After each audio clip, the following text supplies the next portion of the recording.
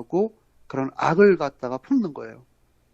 그러면 우리가 지금 현재 이런 그 상황 속에서 많은 일들이 벌어지고 있죠. 제가 이제 한 대략 조금만 더 이야기하고 제 본방송으로 들어가겠는데, 그럼 여러분들 대한민국의 모든 여태까지 일어났던 뭐 범죄가 됐든 그런 비리 사건이 됐든, 그러면 제가 나열해 볼게요. 우리의 성스럽고 대한민국 전 세계가 인정하고 존경받는 박근혜 대통령께서 무엇 때문에 영창에 가셨습니까? 저들에 의해서 먹지도 않고 잊지도 않는 그런 뭐 근계는 아니지만 그런 돈을 먹었다고 그래갖고 대통령을 중수부 부장이었던 이영렬이라는 그 범죄자가 대통령을 갖다 공범으로 몰아서 공범으로 적시를 해서 대통령을 자기의 그 말에 의하면은 대통령 헌법 84조에 위배되지도 않는데 대통령을 갖다가 그 법치 자체를 무너뜨리면서 대통령을 구속한 거지 않습니까? 그때 이영렬이 분명히 그랬어요. 대통령은 공범이지만 기소할 수 없다. 이 법에 나와 있거든. 그러니까 지도 창피해서 그 얘기를 못한 거야. 실제 마음은 구속을 시키는 건데 말은 그렇게 한 거예요. 그럼 우리가 드루킹 사건 봐요. 드루킹 사건의 그 주요 포인트가 뭡니까? 다 희석되고 돈이죠, 돈. 드루킹에 많은 돈이 들어가서 노이찬이가 돈을 먹고 자살당할 것이다. 그럼 우리 대통령께서는 또 무엇 때문에 이렇게 열리가 되냐? 미리 사건에 850억 원이라는 우리나라 10대 대기업으로부터 찬조를 받아서 그게 일종의 그런 그거 명분상 굉장히 좋은 그 재단입니다. 근데 그것을 마치 우리 대통령께서 착복했다는 등 문재인 일당들에 의해서 그렇게 된 거 아닙니까? 그랬을 때 그 850억이라는 돈은 은행에 그대로 있어요. 은행에 그대로 있습니다. 단 1점도 안 건드렸어요. 그것도 돈이죠. 그 다음에 뭐 수많은 건들, 대한민국에서 현재 일어나고 있는 거 전부 다 돈이에요. 다 돈입니다. 돈. 드루킹 사건도 돈이에요, 결국은. 뭐 자기들이 그러니까 드루킹 사건은 수많은 사람들이 민주당이 됐든 문재인이 됐든 뭐 누가 됐든 거기다 돈을 줬다는 거 아니야. 김동원이라는 사람한테 엄청난 수백억 수천억을 줘서 이렇게 해서 드루킹 사건이 그렇게 벌어졌다고 얘기를 하는 거잖아요. 그렇죠? 네. 현재 그렇게 되는 거잖아요. 돈 때문에 그렇게 된 거잖아요. 그렇죠? 다 네. 돈이고 네. 과거에도 보면은 많은 사람들 뭐 국회의원이라든가 정관계 인사들 대부분 보면은 난 돈 3억을 먹었다. 그래서 난 영창을 갑니다. 그다음에 뭐 대한민국에서 일어나는 이 엄청난 사건들은 다 거기에 그 배우 인물이 없어. 그냥 돈이야. 돈. 돈이 배우 인물이네요. 돈이 배우 인물이 된 거예요. 머리가. 예. 노이찬 그 사람이 죽은 것도 5천만 원은 실제적으로 그냥 외형적으로 나타난 거지 실제적으로 수천억이 여기 들어갔기 때문에 노이찬이가 그래서 죽었을 것이다. 라고 이제 그렇게 얘기를 하는 거죠. 사람들이 다. 대부분 보면은 우리나라에서 일어나는 일들이 다 돈이에요. 돈. 우리 박근혜 대통령님도 마찬가지예요. 제목이 돈을 먹었다는 거예요. 돈을. 제목이 돈을 먹었다는 겁니다. 최순실이가 독일에다가 수백조를 입금시켜놓고 다 이렇게 나오는 거예요. 그렇게 모든 게 우리나라가 여태까지 정관계 인사들의 구속되는 입장을 보면은 뭐 옛날에 누구야 경남기업 회장 성한종 씨. 그 사람이 죽기 전에 자필 유서에서 터뜨린 뇌물을 준 명단 다 돈이잖아. 나는 홍준표한테 1억을 줬다. 나는 이영구한테 2억을 줬다. 나는 뭐 새누리당 어느 국회의원한테 얼마를 줬다. 다 이런 게 나오잖아요. 근데 사람들은 나는 안 먹었다 하죠. 결론은 안 먹은 건데요. 또 사실 또 안 먹어서 끝났습니다. 다들. 이 모든 게 다 돈하고 연결됐다는 거예요. 그러니까 이제 돈에 대해서 내가 오늘 뵙게 내가 돈에 대해서 얘기를 하는데요. 분명 돈은 힘이 있어요. 돈이 없으면 하루도 살아갈 수가 없습니다. 그런 세상이거든요. 돈을 벌여야 살고 또 사람들은 돈을 많이 주는 직장인을 또 들어가야 돼요. 돈이라는 게 우리가 살아가는데 가장 필요한 수단이자 그게 최대의 인간이 살아갈 수 있는 힘이 된 거죠. 그가 이제 이 돈들이 형제를 갖다가 형제의 의리를 끊고 친구 간의 의리를 끊고 사제 간의 의리를 끊고 사회의 그 친구 그런 여러 가지의 이 돈 때문에 의가 갈리는 겁니다. 그럼 북한의 김정은이는 지난번에 그 화성 14호를 쏘아 올렸을 때 이게 ICBM 대륙간 탄도미사일이죠. 네, 대기권에 들어갔다가 다시 내려와서 지상 목표물을 관통하는 그런 세계 6개국만 갖고 있는 그런 아주 첨단 기술의 그 미사일 체계죠. 그럼 김정은이는 왜 화성 15호를 쏘고 맨날 왜 미사일을 만드느냐? 바로 김정은이는 철학과 영혼이 없기 때문에 인민들이 밥을 굶는 걸 모르는 거예요. 그 사람도 그러니까 그 정신 상태는 동물에 거의 준한, 그러니까 그게 무슨 뜻이냐면 내가 설명할게. 동물은 배고프면 마구마구 뜯어먹고 마구마구 잡아먹습니다. 똑같은 거예요. 똑같은 거예요. 동물처럼 그런 무인격체에 영혼이 정제되어 있기 때문에 그 인민들이 자기를 추종하고 자기를 그 추종 세력에 의해서 자기가 국가는 아니지 자기 그 니지움 체제가 저렇게 3대가 이어온 거를 그 바탕에는 자기를 추종하는 인민들이 있어서 그렇게 된 거를 이 사람을 모르는 거예요. 영혼이 없어서. 그래서 오직 그냥 미사일만 만드는 거야. 미사일만 만들고 남 죽일 생각만 하고 사기칠 생각만 하는 거야. 영혼이 정지되고 철학이 없기 때문에. 인간의 차이는 동물하고 그거예요. 영혼이 있고 없고에 따라서 인간은 생각하는 동물이고요. 말을 합니다. 동물들은 말이 아니고 자기들끼리의 어떤 그 의사표시를 동물도 하는데요.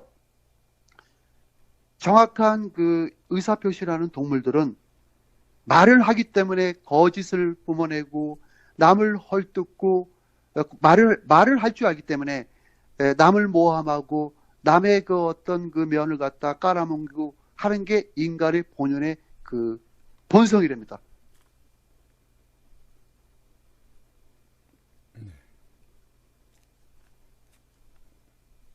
제가 요즘 우리 태극기 집회라든가 우리 이제 그 보수 진영에서 연일 우리 보수 진영의 사람들이 한쪽에 이렇게 매몰돼서 거기에 시각적 차이와 개인의 그 사견, 이견이 엇갈리면서 많은 그 논쟁을 벌이고 있는데요. 이렇게 계속 하는 거는 결국은 저는 태극기 집회가 조만간에 아마 아스팔트에서 없어질 거라고 봅니다. 점점점. 저는 왜 그런 생각을 가졌냐면요. 거기에 어떤 그 제3의 세력이 태동이 이미 돼 있어요. 근데 실제적으로 그 제3의 세력은 그렇게 굳건하거나 대한민국의 어떤 향방을 좌우했으면 그런 세력이 아니라는 거예요, 문제는. 그런데 많은 사람들이 거기에 매몰이 되고 거기에 우르르 따라가서 추종하는 세력들 때문에 태극기 집회의 세력이 무너진다고 저는 보는데요. 근데 사실 많은 사람들은 판단력과 자기의 생각만이 존재하는 거예요.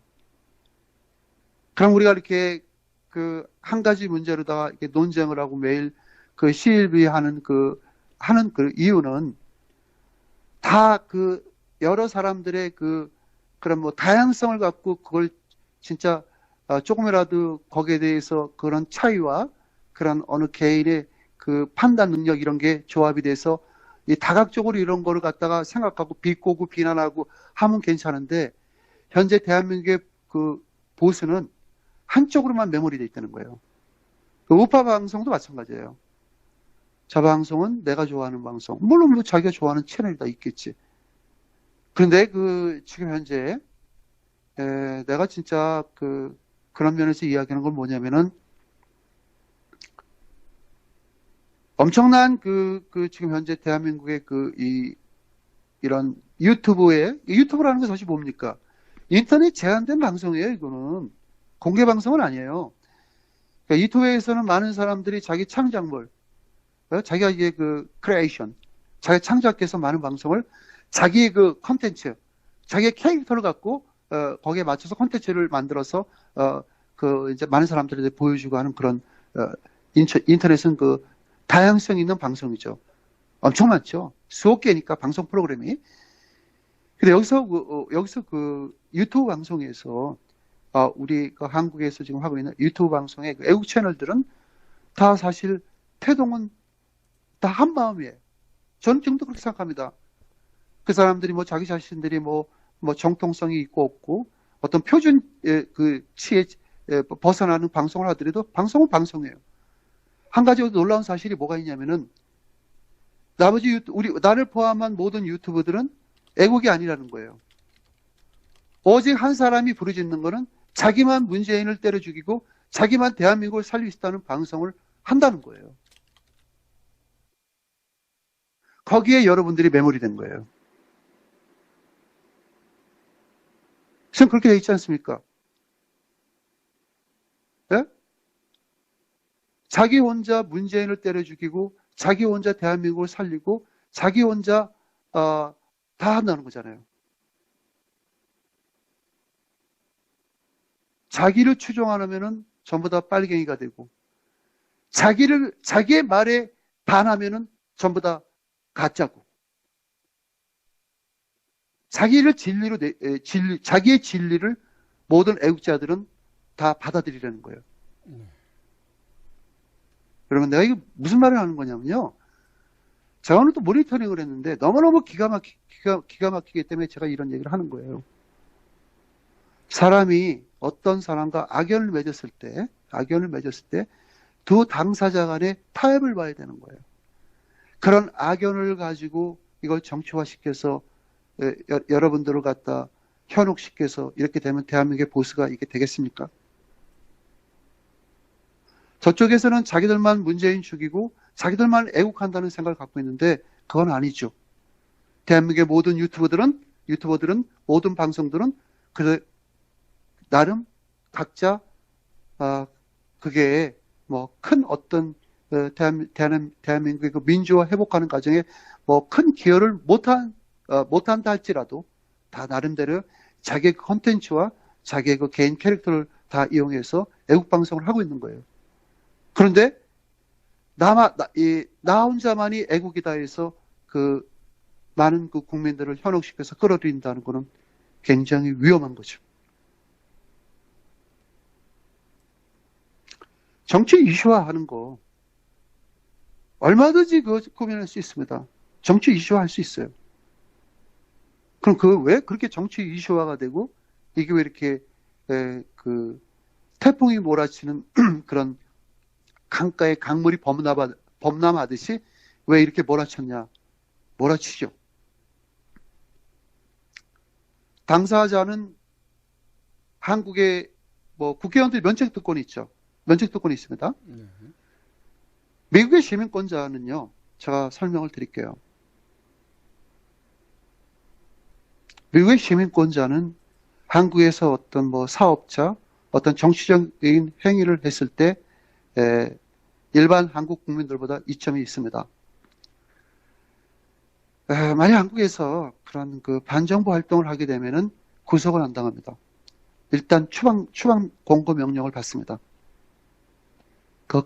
그 신뢰가 신은희 씨가 한국에 들어와서 그 좌파들 상대로 그 엄청난 토크 콘서트를 했죠. 김일성이를 찬양하고 내가 직접 북한에 가보니까 북한은 천국이었더라. 북한은 여러분들이 아는 그런 가난하고 그렇게 김일성 유해 사상에 매몰돼서 탄압받는 나라가 아닙니다. 여러분 한번 북한을 가보십시오.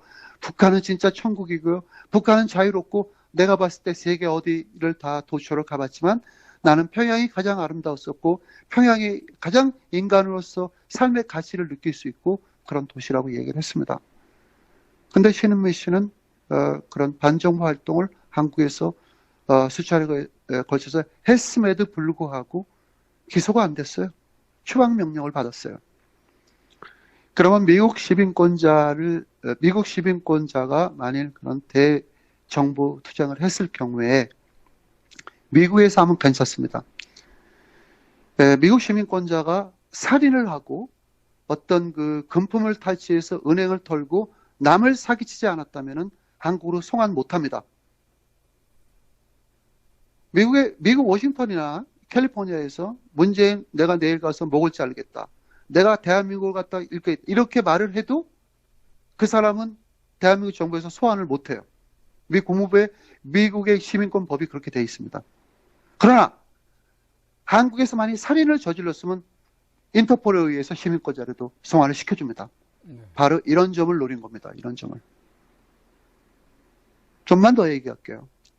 이렇게 해서 많은 사람들한테 인식 차원에서 내가 이해를 시키려고 그러는데 그 당사자는 그래도 미국 시민권을 갖고 있고 미국에 살기 때문에 그나마 낫습니다. 저는 내가 여기서 정춘재 선생님한테 제가 간곡히 제가 연민의 정을 느껴서 이야기를 하겠습니다.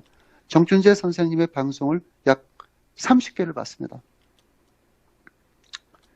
물론 시작은 정춘재 선생님의 자신의 억울함이 저는 있다고 저도 봅니다. 그런 사건에 연루돼서, 어쨌든 중요한 거는 자신이 사기범이 돼서, 어쨌거나, 미국에 위협을 받아 이렇게 와서, 미국에서 이제 초기부터 지금까지 방송을 많이 했는데요. 근데 이 방송이 어떻게 변하고 있냐면은, 초기에서 약 15장, 저는 그냥 15장이라고 그럴게요. 까지는, 금으로 인한 그 사건에 자기의 억울함과 상대방의 모함을 주로 이야기합니다. 그런데 사실 그런 모함과 억울함은 충분히 우리가 받아줄 수가 있어요. 알아야 되기 때문에. 그런데 어느 날 갑자기 이게 정치 이슈화가 되는 거예요.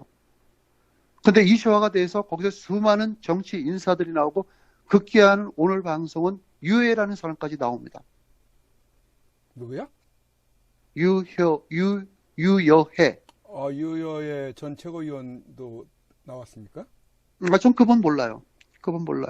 모르는데, 정춘재 씨가 저는 굉장히 지금 연세도 70이 넘고, 저는 사실 제가, 그런 인간적으로 제가 정춘재 선생한테 이야기하고 싶은 게 한마디 있는데요. 지금 연세가 70이 넘고 또 인생이 거의 화혼길이지 않습니까? 그럼 한국에 가족도 계시고 가족들하고 이렇게 해서 마지막 인생을 보낼 수 있는 그런 화혼기인데 저는 정춘재 선생이 독립군이라고 생각 안 합니다. 현재는 정춘재 선생님께서는 마치 독립운동을 하는 그런 자세를 보이는 것 같아서 좀 안타깝고요.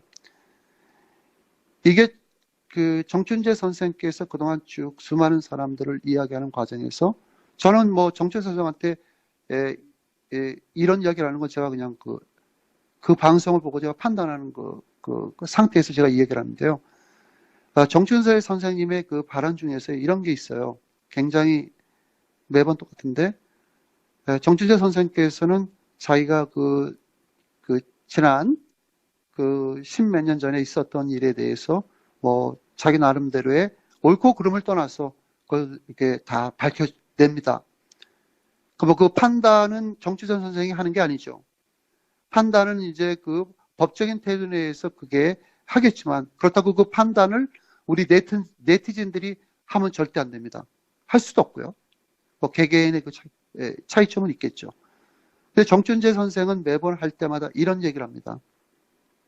여러분들, 내가 이거 한마디, 내가 이거 터트리면은 대한민국 전부 다 죽습니다. 이런 얘기를 전 6번을 들었습니다. 각 프로그램마다 틀려요. 그 영상마다. 근데 그게 지금은 하나의 어떤 장르가 됐어요. 그럼 중간에 하다가 이분께서 뭐라고 말씀을 하시냐면은 내가 오늘 그럼 사람들이 옆에 있는 사람이 그럼 그게 어떤 대체 그렇게 위험한 겁니까? 이렇게 얘기를 하면 내 삼아 그걸 누구한테 들었다는 거예요. 이거 내가 직접 한 게 아니고 내가 어디서 이걸 들었대요. 꼭 지인을 얘기합니다. 그러면 거기 홍준표도 개입되고 다 개입돼 있어요. 그럼 예를 들어서 홍준표라고 얘기하면은 홍준표라는 사람을 내가 직접 못 봤지만 내가 아는 그 칠촌, 사돈의 칠촌이지 칠촌에 무슨 조카하고 이렇게 연결돼서 안 돼요. 말이 좀 그렇잖아요. 그러면 내가 이거를 여러분들한테 얘기를 못 한다는 거예요. 그 못 한다는 뜻은 뭐냐면은 자신이 없는 건지 아니면 그게 확실한 건지 아니지만 그러나 그럼 못한다는 이유로 이렇게 정춘재 선생께서 뭐라고 거기에 대해서 답변을 하냐면은 나는 이 사람을 보호해야 된다는 거예요. 그럼 애초에 그런 얘기를 하질 말든가. 이 사람을 보호해야 된다는 거예요. 나도 이 사람을 살려줘야지. 아, 내가 이 사람 말까지 이렇게 이야기를 해서 이런 얘기를 하면 이 사람은 크게 다친다. 지금 현재 정춘재 선생님께서 쏟아낸 이야기 중에서요. 그 정춘재 선생님께서 6번에 걸쳐서 내가 이걸 이야기하면 대한민국이 무너진다고 그렇게 말씀을 하셨는데 저는 이미 무너지는 얘기를 했다고 봅니다. 왜냐하면은 거기 같이 있는 김일선 씨라는 분도 노무현을 분명히 문재인이가 죽였다고 그러고 노이찬이를 합리적인 그 의심에 의해서 유시민이가 관련돼서 노무현이가 타살될 것이라고 엄청난 이야기를 했습니다. 그거보다 더 엄청난 이야기가 또 있나요? 현직 대통령인데 좌파 대통령이에요. 우리도 싫어하는 좌파 대통령. 좌파 대통령이 노무현을 죽였다고 했어요. 그리고 오늘은 또 어떤 이야기를 했냐면은 유해라는 인물이 또 등장을 해요. 그동안 수많은 사람이 나왔지만 유해라는 사람을 자기가 3번을 독대를 했답니다. 3번을 만났답니다. 3번을 만났는데 저는 이야기를 누굴 비난하려고 하는 얘기가 아니고 비난하는 얘기 하나도 없어요. 이걸 풀어가려고 합니다. 유해 씨한테 자기가 간곡하게 호소를 했답니다. 나는 이렇게 억울한 누명을 지고 옥살이를 했고 한국의 그 관련자들이 나를 이렇게 음해하고 해서 유해 최고위원님께서 이 문제를 해결해 줬으면 좋겠다고 3번을 만났답니다. 그래서 첫 번 만났을 때 자기가 저는 그 금괴 사건에 내가 직접 관여가 됐던 누구누구입니다 하니까 유해라는 그 분이 그냥 유씨라고 그럴게요. 유씨라는 분이 선생님 저 압니다. 저는 얘기 안 해도 저 알고 있습니다. 저 충분히 알고 있습니다. 그래서 어떻게 아시냐고 그렇게 물어보니까 내가 어렸을 때 초등학교를 문현동 앞에서 다녔다고 이렇게 이야기를 했답니다. 그래서 그 당시에 초등학교 때 자기가 어렸을 때 초등학교면 굉장히 어린 나이죠. 초등학교 때 그 동네 주의라든가 여러 가지 소문이 문현동에는 일본군이 금괴를 숨겨놓고 갔다는 이야기가 할 수 없이 퍼져서 그 이유를 내가 알기 때문에 그래서 이제 자기가 그 최고위원회 그 회의에 나가서 이것을 홍준표 대표한테 이야기를 하고 여기에 대해서 이 사건 전반을 낱낱이 파헤쳐서 문재인 정부를 끌어내는데 일조를 하겠다고 했답니다.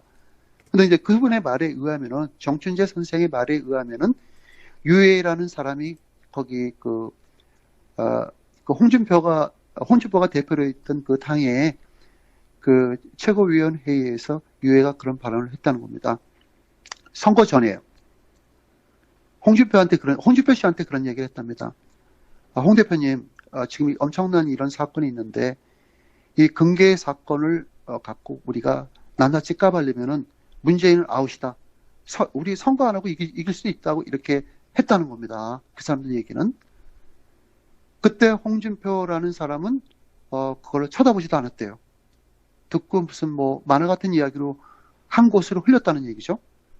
그래서 내가 그렇게 수없이 개전을 하고 그런 대한민국을 무너뜨릴 수 있는 그런 엄청난 사건을 전모를 이야기했는데도 홍준표 씨는 받아들이질 않았다 하면서 홍준표 씨를 원색적으로 비난하는 게 또 나옵니다. 그리고 오늘은 또 중요한 게 뭐냐면은 또 다른 사실을 제가 하나 이야기하겠습니다. 저는 금괴 사건 그 전모는 대충 알기 때문에 거기에 대해서 얘기 안 하고요. 저는 그 뉴욕 방송에서 하는 이야기를 듣고 그럼 왜 안토니오는 이런 얘기를 빠지면 빠지지 왜 하느냐. 저는 이걸 끼고 싶은 게 아니고 이해를 시키려고 하는 거예요. 여러분들한테 내가 수없이 이해를 시키려고 하는 거예요. 거기를 추종하는 여러분들에게 이해를 시킨 게 뭐냐면은 오늘 김일선 씨가 이런 얘기를 했습니다. 생방송에서 대놓고 이런 얘기를 했습니다. 저 물 좀 마시고요. 네. 물 마시는 거 갖고 뭐라고 하지 말아요. 예, 많이 드세요. 많이 드셔야지. 오늘 뉴욕의 그 태평이라는 그 방송의 대표로 계신 김일성 씨가 이런 얘기를 했습니다. 잘 들으세요. 대한애국당의 조은진은 친중 분자인데 일주일에 한 번씩 중국 공안을 만나서 뭐 이게 어떤 그 사안을 갖고 접촉을 하는지 모르겠지만 아마 이런 이야기도 시진핑이가 다 알고 있을 거다라고 해서 이상한 이야기를 했습니다. 네. 저는 사실 김일성 씨가 이성을 찾기를 저는 바라는 마음에서 이야기를 하는데요. 같은 뭐 저도 김일성 씨도 미국의 뭐 교포로서 또 한국계 미국인이고 뭐 그래서 저도 미국에서 살았다는 그거 하나만으로도 우린 동질감이 생길 수도 있는 겁니다. 어떤 뭐 그런 개인의 그런 뭐 이견 사견 그런 정책을 떠나서. 그런데 김일성 씨가 그런 얘기를 하는 과정을 봤을 때는 근계의 사건하고 연루를 시켜서 하는 겁니다. 이게. 그럼 김일성 씨가 주장하는 조은진이라는 사람이 친중 빨갱이, 친중 분자, 매일 일주일에 한 번씩 중국 공안으로 갔다고 만났다고 이야기를 하면 그 증거를 대야 되는데 오늘 또 김일성 씨는 이상한 이야기를 또 했습니다. 지난번에 그 유시민 씨하고 관련된 유시민이가 노회찬의 죽음에 그 타살에 직접적 관여가 됐고 실제적으로 노회찬이라는 사람이 죽기 전에 쓴 그 유서가 자필이 아닌 대필이다. 그게 글자 획이나 여러 가지 정황으로 봤을 때 그런 문법상의 그런 모든 그 나열 방식으로 봤을 때 이건 유시민의 필체가 맞다 해서 김일성 씨가 유시민 거라고 분명히 얘기를 했습니다. 그럼 죽음에 관여가 됐다는 얘기예요, 그건. 그러면서 김일성 씨가 이런 얘기를 했습니다. 그러나 내가 여러분들한테 내가 했다는 얘기가 아니고 저는 어디까지나 합리적인 의심을 갖는다고 얘기했습니다. 우리가 합리적인 의심 많이 갖죠. 합리적인 의심을 갖는다고 이야기를 하는데 합리적인 의심을 물론 할 수 있습니다. 근데 오늘은 또 뭐라고 얘기하냐면은 이 사람이 이걸 말을 또 바꿨어요. 조은진이라는 사람이 중국 공안들하고 접촉해서 저렇게 간첩 행위, 그럼 중국 공안하고 맞다는 거는 애국당 입장에서 볼 때는 조은진이가 간첩 행위를 했다는 것밖에 별다르게 우리가 표현할 방법이 없잖아요. 그렇죠? 중국은 우리하고 적국이고 현재 그 대한민국의 그 비핵화 사태에 있었을 때 중국은 우리하고 엄연히 그 각을 세우는 그런 나라지 않습니까? 왜? 중국 시진핑은 북한의 김정은이를 2번씩이나 초청을 해서 회방을 놓고 비핵화를 전면적으로 방해를 했기 때문에 그 트럼프 대통령이 직접적으로 시진핑을 갖고 성토를 한 이야기입니다. 그러면 그런 상황에서 증거가 있냐는 식으로 이제 어떤 뉘앙스가 퍼지니까 저 뉴욕의 그 태평의 그 방송국의 대표로 계신 김일성 씨는 이렇게 얘기를 했습니다. 저는 단지 합리적인 근거로 다 내세워서 이야기를 한다고 그랬어요. 그럼 제가 한 가지 김일성 씨한테 물어볼게요. 김일성 씨가 미국에서 몇 년을 사시고 어떤 사업을 했고 김일성 씨가 그 대학 교수라고 얘기를 하니까 어떤 대학교에서 무엇을 학생들에게 가르쳤는지 저는 잘 모르겠으나 뭐 그건 중요한 거 아니라고 생각합니다. 그럼 매번 김일성 씨는 어떤 중대한 사안과 인과관계에서 모든 그 사항을 전부 합리적인 근거와 합리적인 의심 토대로 이야기를 합니까? 그건 굉장히 위험한 거죠. 차라리 김일성 씨가 깡좋게 유시민이가 노회찬 죽였다. 문재인이가 노회찬 죽였고 그건 얘기했고요. 문재인이가 아마 다 죽일 것이다. 이렇게 얘기하는 게 더 바람직하다고 저는 생각합니다. 그리고 또 한 가지 제가 김일성 씨가 이 말을 두고 기분 나빠도 저는 어쩔 수 없습니다.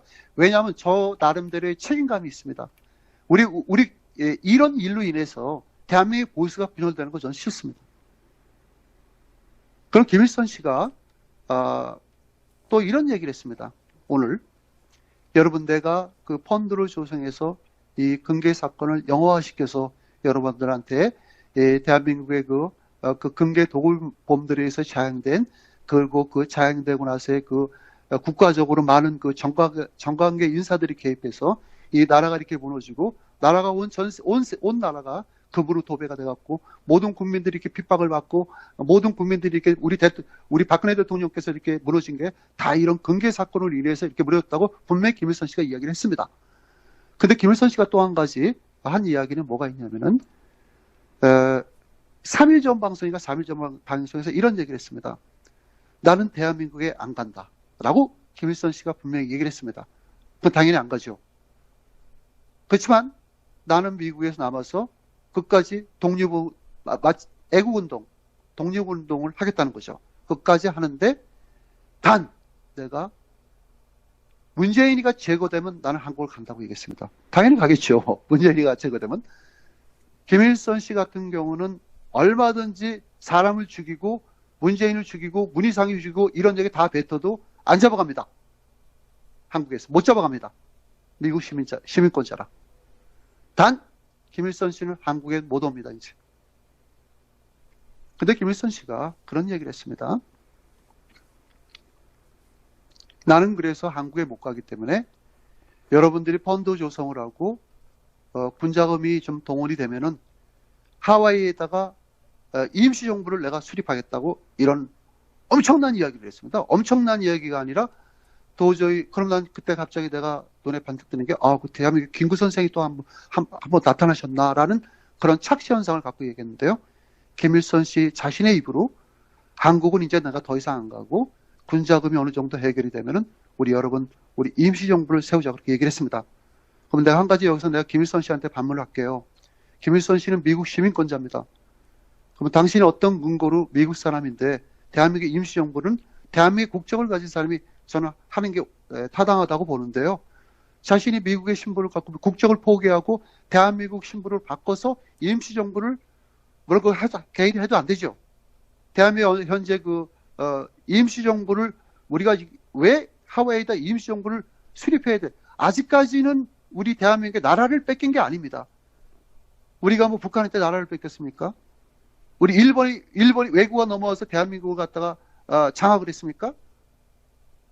우리나라가 뺏겼고 대한민국이라는 그 국호가 세계의 지도에서 없어졌고 유엔에서 없어졌을 때 우리는 나라를 잃은 겁니다. 나라를 잃었을 경우에 임시정부라는 걸 수립하고 그건 김일성 씨가 할 수가 없는 일이죠.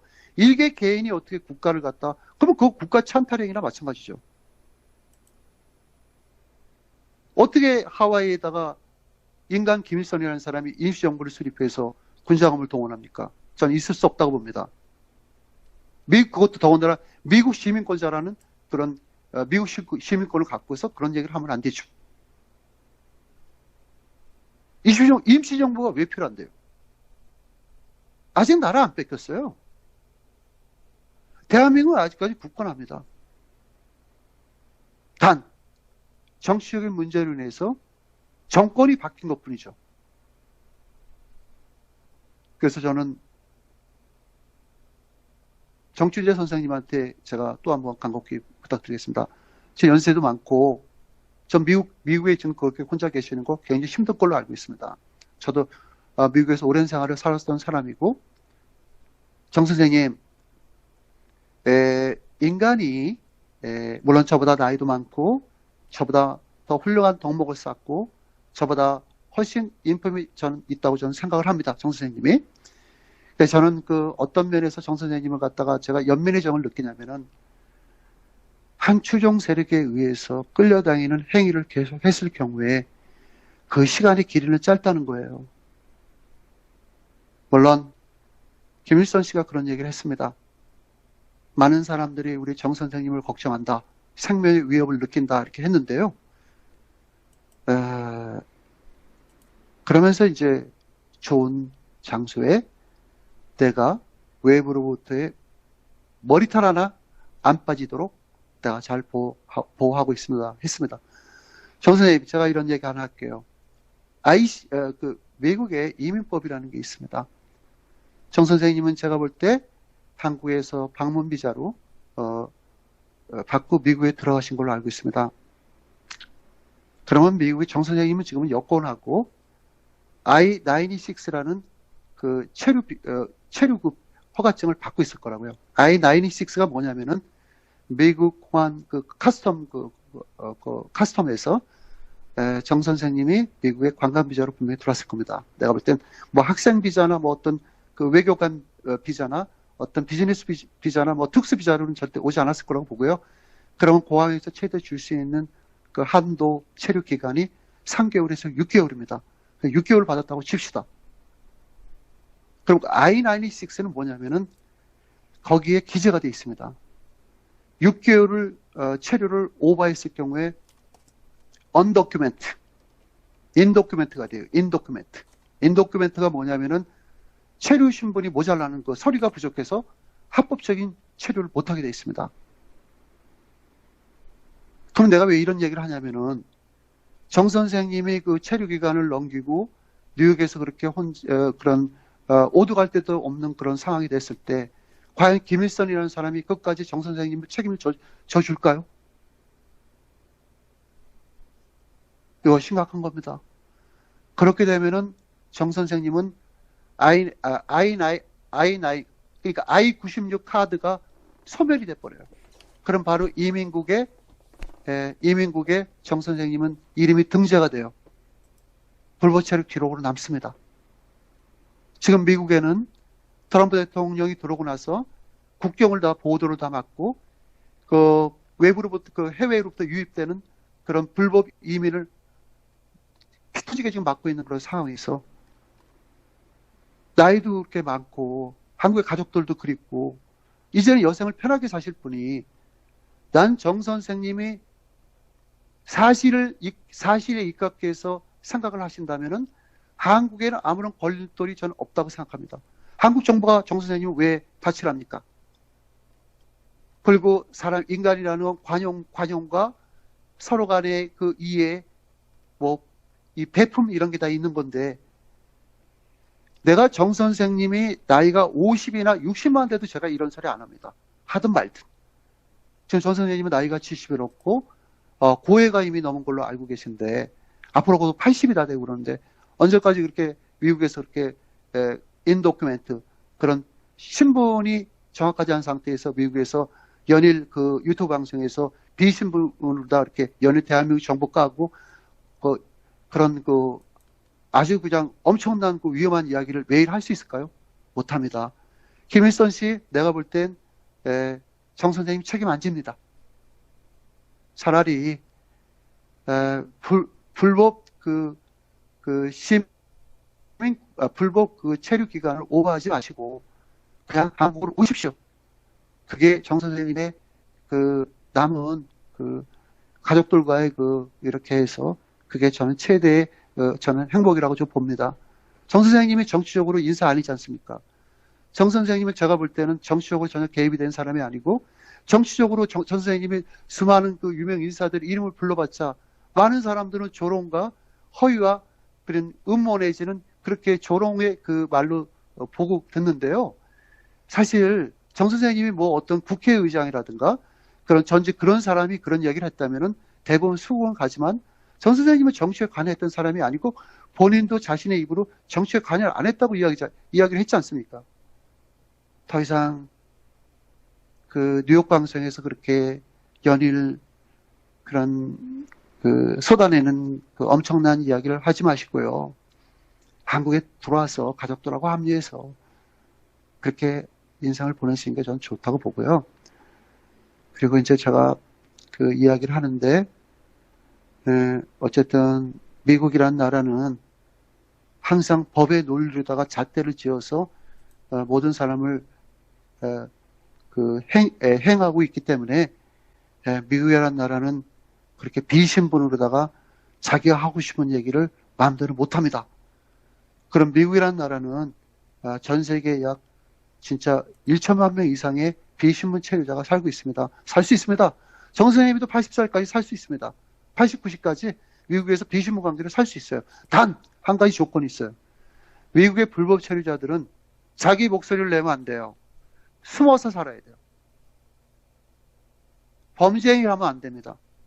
교통경찰에 걸리면 안 됩니다. 사회에 법을 준수하고요. 하다못해 교통법도 지켜야 돼요. LA 같은 경우는 운전을 하고 하다가 경찰이 이민국에 조사를 해봐요. 신분이 들통나면 체포됩니다. 전 정 선생님을 위해서 하는 얘기예요. 연일 그렇게 매일 그게 2시간씩 얼마나 힘들겠어요.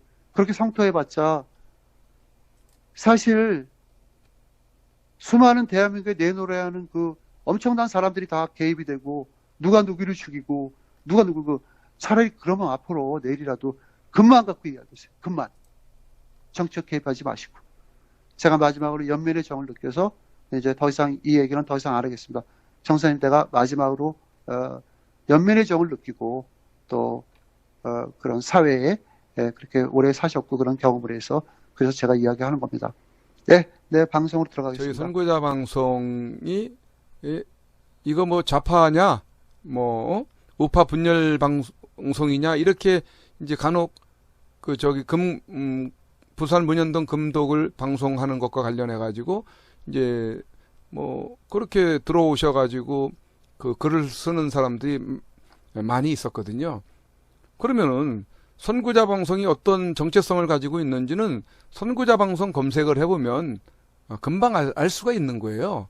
그러면은 이 부산 금계 사건과 관련해서 반 정충재, 반 김일성, 반 태평TV 측에서 방송을 한다고 해가지고 과연 그거 하나 가지고 우파 분열 방송으로 낙인을 찍을 수 있는 거냐는 얘기죠. 좌파 방송으로 규정할 수 있느냐는 얘기죠. 그러면 그동안 여기에 1200여 편의 영상이 올라와 있는 그 내용들은 그런 내용들이 아닌데 어떻게 그 금독을 금발굴 관련해 가지고 선구자 방송이 그 부분은 저 사람들의 어떤 자작극이고 사기 행각이라는 데 판단이 됐기 때문에 여러분들이 아까 안토니오도 얘기했지만은 여러분들이 그런데 넘어가지 않게 하기 위한 바른 역할을 해주기 위해서 그 방송을 하는 겁니다. 근데 뜬금없이 뭐 우파 분열 방송이냐 이게 무슨 방송이냐 이런 식으로 글을 쓰는 분들이 계시거든요. 마찬가지로 여기에 글 쓰신 분들, 우리 애청자분들 채팅창에 이렇게 글 쓰시는 분들만 이제 주로 쓰시지 않습니까? 그럼 그런 분들이 과거에 어떠한 성향의 글들을 남겼는지 이제 어느 정도는 이제 자주 쓰시는 분들의 글들을 보면은 아실 거예요. 그러다가 이제 어떤 그 용어 표현에서 잘못 표현할 수도 있을 때가 있을 거예요. 그럴 때는 너무 민감하게 그러지 마시고 이렇게 넘어갈 수 있는 그런 부분도 좀 많이 필요할 것 같아요. 그래서 같은 우리 선구자 방송 애청자분들끼리 또 다투고 하고 하는 부분은 마음이 아프죠. 그래서 여러분들이 조금씩 많이 또 이해를 하시면서 넘어가 주시면은 좋겠습니다.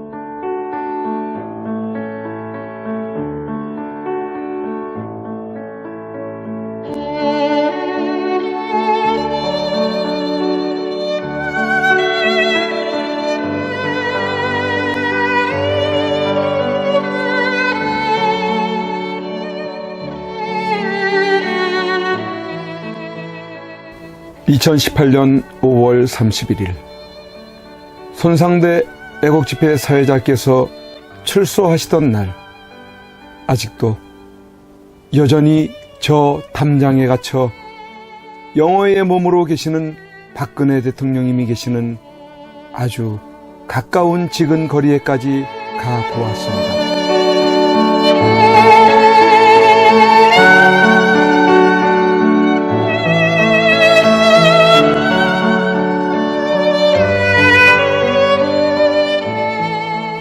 이런 곳에서 박정희 대통령님의 딸이자 아무 죄 없이 탄핵당하고 유린당해 감옥에 1년을 넘게 갇혀 고생을 하고 계시는 박근혜 대통령께서 계시는 곳이란 말이던가. 아, 이게 뭐란 말인가? 이런 게 있을 수 있는 일이란 말인가? 그러나 엄연히 지금 현재 대한민국 땅에서 자행되고 있다는 사실에 몸서리 쳐줘야 하지 않는가. 그런데 세상은, 언론은 지식인들은, 정치인들은, 국민들은 왜 이렇게도 쥐 죽은 듯이 조용한 것인가? 내가 아닌 남이 당하는 일이기 때문인 것인가? 아, 대통령께서는 저곳에서 1년이 넘는 긴 시간 동안 과연 무엇을 생각하고 계셨을까? 지난날 청와대에 계실 때 함께 곁에 서 있었던 배신자들이 누구인지를 아시고 분을 사귀지 못하고 계실까? 아니면 자신으로 인해 대한민국이 너무 무너져가고 있는 것을 염려하고 계실까? 우리 국민들은 바란다. 부디 대통령님께서 강한 정신력으로 버티시고 건강을 유지하셔서 반드시 복귀하시고 형편없이 무너지고 부패하고 비리 공화국이 되어버리고 빨갱이들로 점령되어버린 이 땅을 기경하여 다시 씨를 뿌리고 옥토로 만들어 다음 통일한국을 일구어갈 나라로 만들어 주기를. 왜냐하면 박근혜 대통령님만큼 깨끗하여 믿을 만한 사람이 없기에.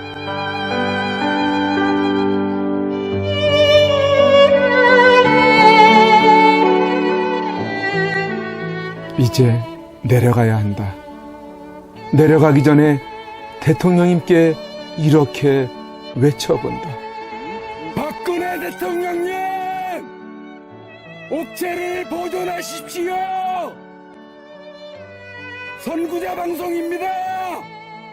보내드리는 엽서를 통해서 힘을 내시고 대통령님의 결백이 밝혀질 것입니다! 멀지 않았습니다! 더 꿋꿋이 버텨주시고 많은 국민들을 통해서 많은 엽서를 더 많은 편지를 보내드리도록 그렇게 힘쓰겠습니다. 건강을 지켜주세요. 안녕히 계세요.